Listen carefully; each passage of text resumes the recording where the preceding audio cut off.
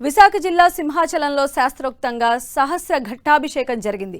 తొలి విడతగా అప్పన్న స్వామికి 3 మూనుగుల చందన సమర్పణ చేశారు. నిన్న వేకువజాము నుంచి రాత్రి వరకు అప్పన్న స్వామి నిజరూప దర్శనం భక్తులకు కల్పించారు. అనంతరం వివిధ రకాల ఫల పుష్ప శీతల పానీయాలతో కూడిన సహస్ర ఘట్టాభిషేకాన్ని శ్రీ శ్రీ శ్రీ త్రిదండి చిన్నజీయర్ స్వామి పర్యవేక్షణలో నిర్వహించారు.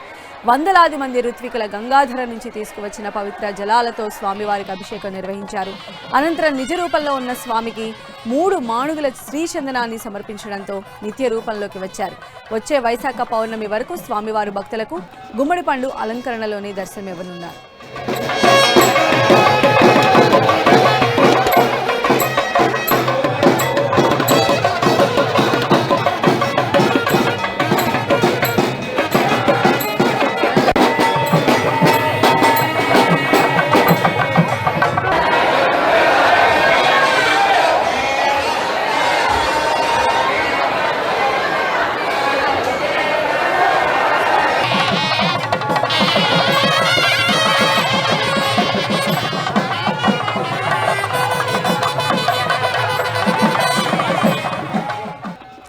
సింహాచలం అప్పన్నకు చందనోత్సవ కార్యక్రమము అట్టహాసంగా జరిగింది.